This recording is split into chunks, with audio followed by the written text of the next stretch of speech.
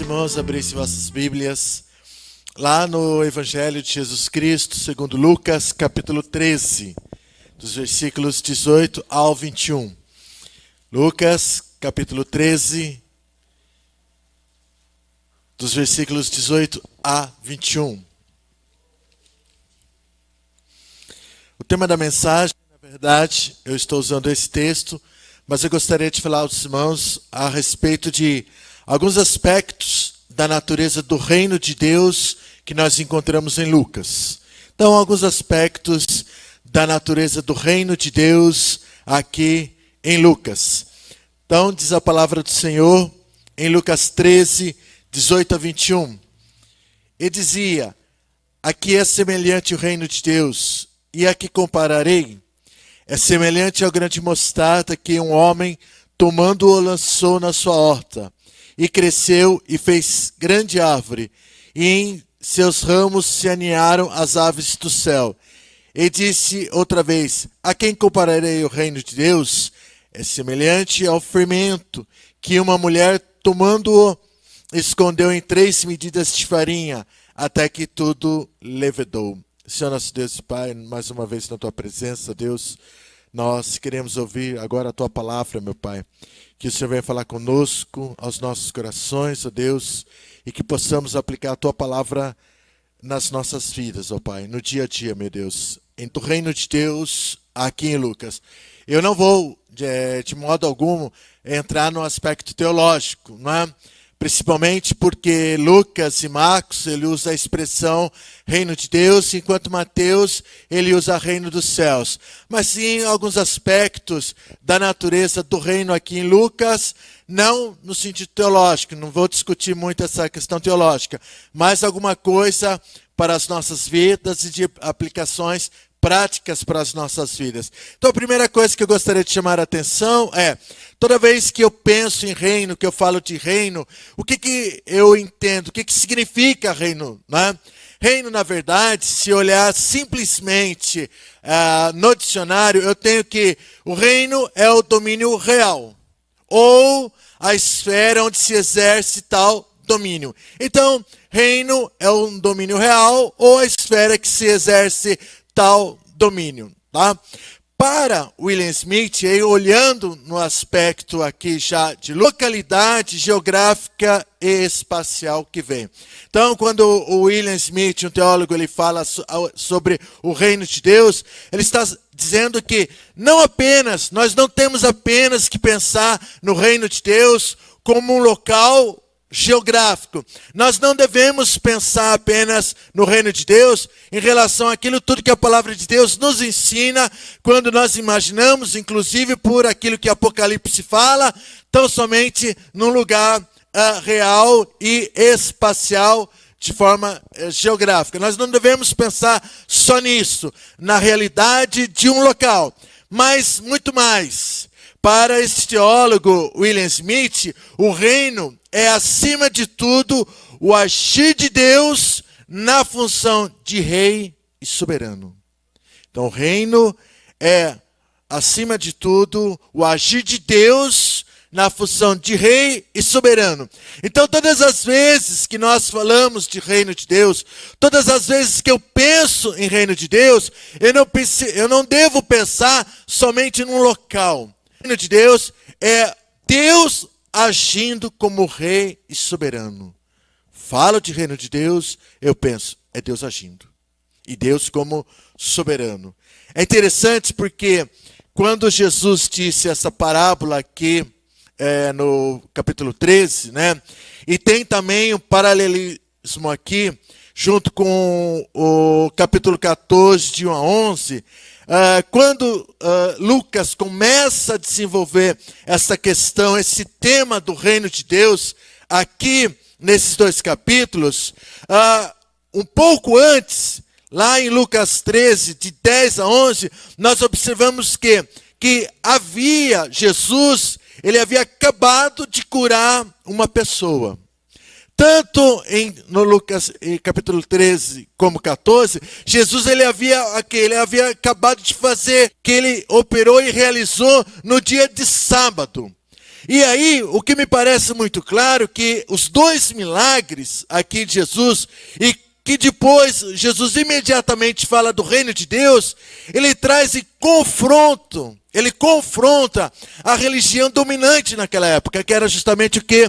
O judaísmo. Ou seja, Jesus Cristo, ele cura no sábado, e aí ele confronta realmente a religião dominante, mostrando claramente que a religião e os judeus, eles estavam perdidos numa religião arcaica, obsoleta e opressora. E aí vem Jesus Cristo e começa a falar dos aspectos do reino de Deus. Então, eu gostaria de trabalhar 4 aspectos do reino de Deus aqui em Lucas. O primeiro é que a natureza do reino. A natureza do reino, ela é divina, tal do reino de Deus. O reino de Deus não é fruto de uma ideologia, não é fruto de um pensamento humano, não é fruto, ou talvez nós não podemos comparar o reino de Deus com uma cidade ideal lá de Platão, quando ele escreveu a República. Não.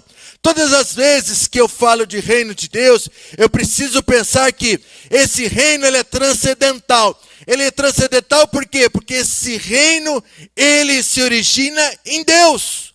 E esse reino, ele se origina de Deus e ele se estabelece, como o próprio Jesus falou aqui, na vida dele mesmo, dele, Jesus Cristo. Então, quando eu penso na natureza divina e transcendental do reino de Deus, eu preciso... E esse reino, ele é transcendental por quê? Porque vem de Deus, vem dos céus, vem dos altos. E quando eu falo de reino de Deus, eu tenho que entender também que a natureza do reino de Deus, ela é teocêntrica. Ela é teocêntrica por quê? Porque o próprio Deus é o centro da pregação deste reino. Quando nós olhamos aqui para Lucas, Jesus Cristo, ele falando do reino de Deus, ele aponta justamente para esta verdade, né? Que o centro da pregação, que o centro do ensino, que aquilo que é dominante no reino, aquele reino que ele estava trazendo, era o próprio Deus. Portanto, não há nenhum motivo, ou não há absolutamente nenhum fundamento para que nós possamos pensar em reino centralizando o homem. Não, Deus está no centro deste reino, né? Aqui, em Lucas, o reino, ele está justamente associado, é claramente que Jesus Cristo, ele estabelece esse reino, e esse reino, ele é chegado com o quê? Com o fato de que Jesus Cristo, ele traria e executaria a salvação em favor do homem. Portanto, o reino, ele é a manifestação desse agir poderoso de Deus, um agir salvífico, Por isso que este reino, ele é absolutamente transcendental. Ele vem de cima, ele vem do alto, ele vem de Deus. Quando Jesus Cristo estabeleceu o reino de Deus, e por isso que as pessoas que o acusavam, que apontavam que os milagres que ele operava, lá em Mateus capítulo 13, acusando de que era Beelzebul que estava operando por meio de Cristo, Jesus Cristo fala do pecado imperdoável e fala, se eu opero esses milagres, para Gottfried Beckmann, o Reino de Deus, ele escreveu um livro chamado O Reino de Deus e a Esperança Apocalíptica.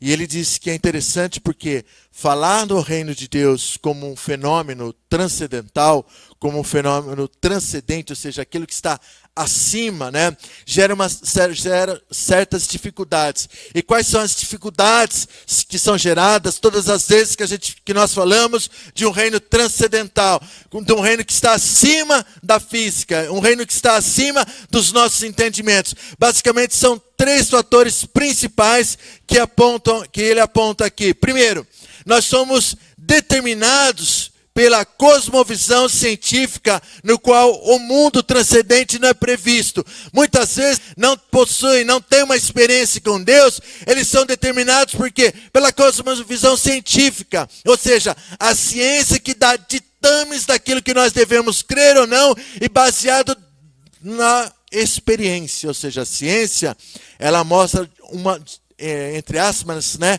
de uma forma empírica, empírico no sentido de experiência, aquilo que nós devemos crer ou não crer. E isso justamente é um dos fatores determinantes que muitas vezes nós não conseguimos ou não pensamos no reino de Deus. Por quê? Porque a ciência, ele traz essa cosmovisão, né? O segundo fator que ele fala, que muitas vezes exerce influência em relação às pessoas em não crer no reino de Deus, é que crer num reino transcendental, crer no reino espiritual, exerce um efeito paralisador e alienante. Nós exercemos uma influência paralisante em construir um mundo melhor.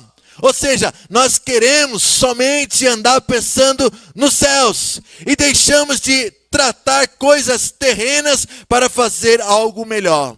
Por isso, a dificuldade aí de muita gente crer no reino de Deus. E ele aponta uma terceira situação, um terceiro fator, que as prioridades do nosso mundo são bem mais materiais do que espirituais. E me parece que é fato, né? As pessoas hoje, elas estão voltadas mais ao aqui, ao agora, o que eu posso tocar, o que eu posso experimentar. E falar do reino de Deus, falar de um reino transcendental, está aquém daquilo que eu posso ter como bens, ou adquirir como bens materiais. Está aquém daquilo que eu posso tocar. Então, tudo isso, infelizmente, tem adentrado nesse reino de Deus, reino transcendental, reino metafísico, reino que, como o apóstolo Paulo falou em certa ocasião, que as pessoas não conseguem entender porque elas não são espirituais. As pessoas carnais não conseguem entender das coisas espirituais. E de fato, as pessoas que não têm essa visão transcendental do reino de Deus, jamais poderão compreender ou se dobrar às leis do próprio reino de Deus. Porque quando nós pensamos nas leis que Deus impôs para o seu próprio reino, Ele colocou para nós e revelado aqui no próprio reino, uma pessoa carnal não consegue cumprir.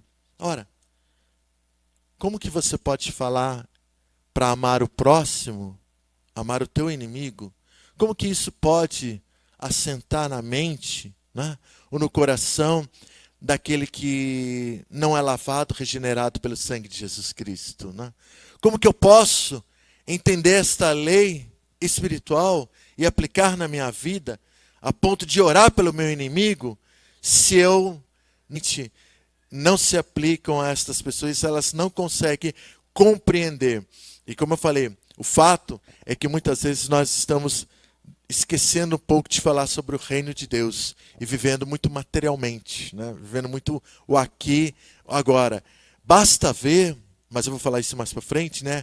O que tem acontecido aí em algumas igrejas. Então, o primeiro aspecto do reino de Deus era sobre a natureza transcendental.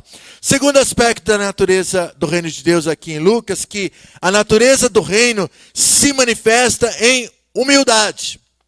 A natureza do reino se manifesta em humildade. E aí aqui eu uso justamente o texto. Por quê? Porque aqui nós estamos falando da parábola, o quê? Da parábola do grão de mostarda, sendo que o grão de mostarda é o menor grão de todas as hortaliças, mas quando ela foi plantada, este que era menor começou a crescer, este que era menor das sementes, começou a crescer até que fez grande árvore. Quando nós olhamos justamente por tudo aquilo que Jesus Cristo fez, por tudo aquilo que Jesus Cristo superou, o reino de Deus, ele nesse momento não nos impressiona por sua ostentação, por seu gigantismo ou por seu luxo. Não! Até o pastor pregou no domingo, que eu achei muito interessante, porque eu já até tinha preparado essa mensagem, e aí eu anotei aqui, acrescentei que o pastor pregou domingo, mas é verdade, porque quando Jesus Cristo, e o que o pastor pregou, ele pregou que Jesus Cristo foi lá e curou o coxo, E ele, Jesus Cristo, poderia utilizar não só o coxo, mas como curou muitos, né? E ele, Jesus Cristo, poderia utilizar daquele momento, daquela cura, para ostentar o quê? Toda uma grandeza do reino de Deus que estava manifesta e manifestada na vida dele, levar que vem, os surdos ouvem e aqueles que são endemoniados são libertos. Olha tudo isso que eu estou fazendo. Mas Jesus Cristo, que ele não ostentou esse gigantismo do reino de Deus, que era pleno na vida dele. Então o reino de Deus, pelo que mostra aqui, pelo que deixa claro aqui, ele vai crescendo, vai crescendo, vai crescendo, até que vai chegar um dia em que ele será grande sim, né? Mas dentro do que a própria palavra de Deus nos ensina. Então o reino de Deus, ele, quando você olha aqui, ele me parece que não me chama atenção. Jesus Cristo não tinha essa intenção, porque ele bem sabia o que ele deveria fazer. E o que é impressionante é porque Israel, ele é protótipo desse reino. Quando Deus chamou, quando Deus escolheu aquele povo para, por meio daquele povo, manifestar a glória dele, a glória de Deus, quando Deus escolheu aquele povo, o próprio Deus, lá em Salmo 105, fala assim, chamou aquele povo de povinho. Se você ler o Salmo 105, 12, Deus está chamando aquele povo de povinho. Se você ler um pouquinho atrás do que o pastor leu ali em Isaías, Deus está chamando aquele povo de Israel de bichinho de Jacó. Então veja, Deus, quando ele escolheu Israel, e ele deixa muito claro isso no Código de Deuteronômio, lá em 7, de 6 a 8, Deus fala que escolheu Israel não porque Israel era um grande povo, não porque Israel era melhor do que todas as nações, não porque Israel era mais justo do que todas as nações, não, mas a todas as nações, porque Deus amava a Israel. Deus amou a Israel. Então veja, o próprio ato de Deus ao escolher Israel mostra-nos claramente que parece que Deus, ele não escolheu uma nação, e poderia ter feito, né? Porque Deus é Deus, mas ele não escolheu, por exemplo, o Egito, a grande nação, para por meio do Egito, já que o Egito tinha todas as condições, talvez até melhor de Israel, em anunciar aí os propósitos de Deus. Deus não escolheu este povo, ou não escolheu o Egito, mas escolheu Israel. O que mostra, o que me parece que fica claro que mostra essa natureza do reino de Deus, uma natureza de humildade, né? Terceiro aspecto aqui no reino de Deus em Lucas é que nós temos a natureza. Ele havia destacado o quê? A cura de uma mulher. A cura de uma mulher que estava há 18 anos presa e enferma, e nenhum médico conseguia curá-la, né? Mas Jesus, olhando para aquela mulher, vai lá e cura aquela mulher. E o mais interessante é que quando Jesus cura aquela mulher, ao que me deixa bem claro aqui, Jesus ele coloca em pé de igualdade o que o diabo estava fazendo com aquela enferma e o que a religião fazia com as demais pessoas. E quando eu falo religião aqui, estou falando do judaísmo, porque enquanto esta mulher ela estava presa pelo diabo, a religião de Israel, os judeus, o que eles estavam fazendo? Estava algemando a vida daquele momento. Ele acaba o quê? Ele acaba julgando todo esse esforço dos judeus em fazer um prosélito. O que é fazer um prosélito? É trazer alguém para que se converta à religião de Israel, ao judaísmo. E aí Jesus fala, olha, toda vez que vocês fazem um prosélito, vocês os tornam 2 vezes mais réus do inferno. Não é isso que Jesus Cristo falou? Então veja, o que impressiona é justamente isso, né? Que Jesus Cristo ele coloca no pé de igualdade a religião que estava algemando vidas, né? Na situação daquela mulher que também estava presa e enferma pelo diabo. Note que quando Jesus Cristo ele age aqui, ele age mostrando de fato essa libertação essa natureza libertadora do reino de Deus, mostrando todo o amor dele por essa, escrevendo aos Colossenses, ele diz assim: ele nos libertou do império das trevas e nos transportou para o reino do seu Filho, reino do seu amor. Reino do seu amor. Então veja que essa natureza essa natureza do reino de Deus manifesta por meio do amor. Eu acredito que nós, como igreja, nós nunca podemos esquecer desta palavra, amor. Eu acredito que nós, como igreja do Senhor Jesus Cristo, nas quais, e eu já vou falar no último tópico, nas quais o reino de Deus, ele está presente na minha vida, na tua vida, nós jamais deveremos esquecer de que a igreja, ela é chamada, e um dos seus chamados, dentre outros, ela é chamada para outruir as pessoas, né? Ajudar as pessoas, porque esta é uma das missões da igreja. Uma igreja que celebra apenas os números dos seus membros, mas fecha os olhos para os humildes, mas fecha os olhos para aqueles que estão precisando de cura, mas fecha os olhos em relação às opressões, mas fecha os olhos em relação à exploração. Essa igreja é apenas um porta-voz da religião. Mas a igreja que mostra sua natureza amorosa, alegre, libertadora do reino, esta sim, eu gostaria apenas de falar sobre a natureza interior do reino de Deus. Também Lucas deixa claro para nós que o reino de Deus, ele não só se manifesta em tudo aquilo que eu já disse.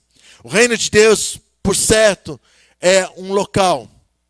Por certo, nós haveremos de um dia morar nos céus. Nós haveremos de um dia morar na Jerusalém Celestial. Eu posso pensar assim, de uma forma metafísica, de uma forma transcendental, no reino de Deus, algo esperado, algo espiritual, algo grandioso. Mas eu tenho que também lembrar-se que a natureza interior do reino de Deus, ela se manifesta na minha vida, na tua vida.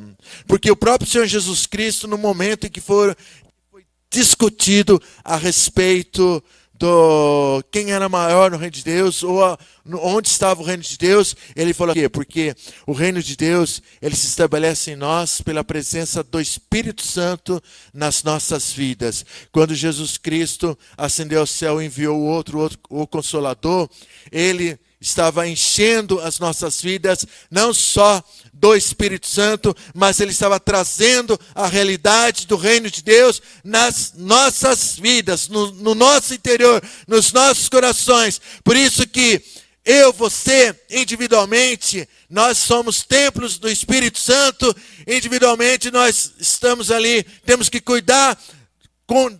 ter cuidado com esse santuário, como diz lá Paulo em 1 Coríntios 6, 10, que nós devemos tomar cuidado com esse santuário. Tudo isso por quê? Porque dentro de nós, em nós, habita o Espírito Santo, em nós, em habitante Espírito Santo, o reino de Deus é presente na minha e na tua vida.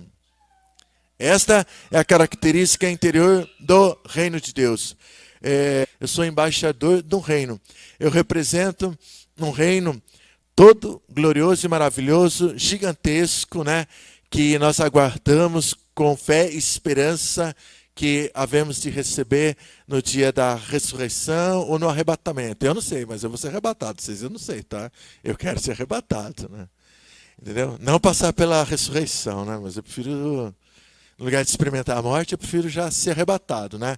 Encontrar com o Senhor nos céus. Mas essa é a realidade desse reino no qual nós esperamos. Mas, por outro lado, você não é só embaixador de um reino que você espera.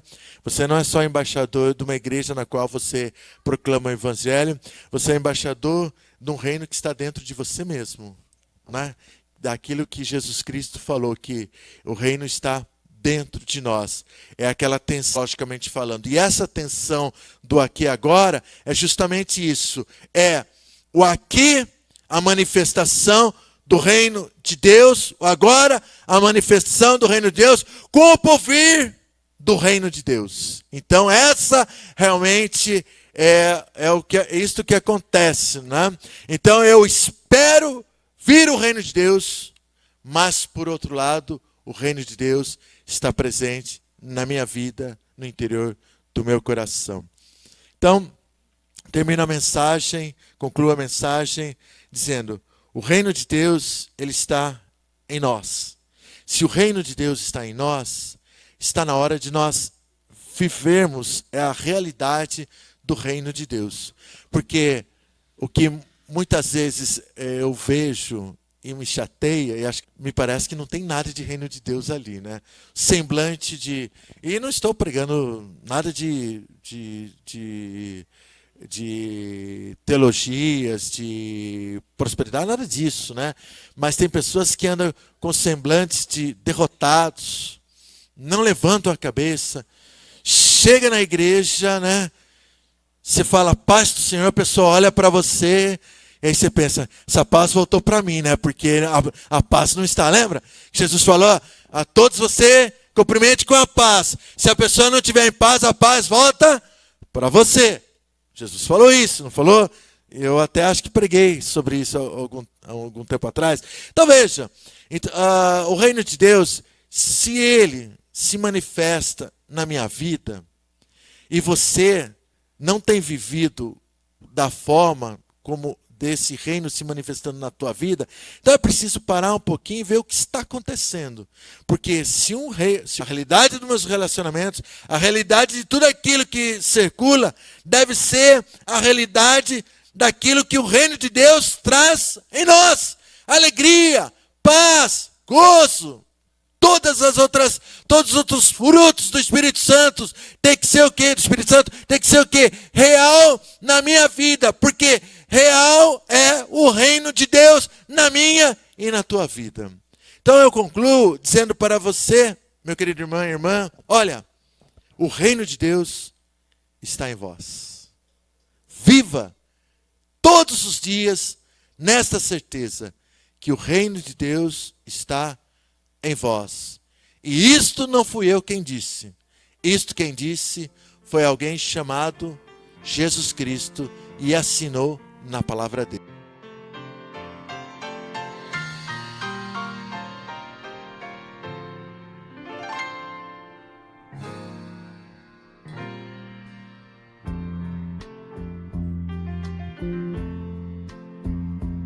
O Senhor é o meu pastor e nada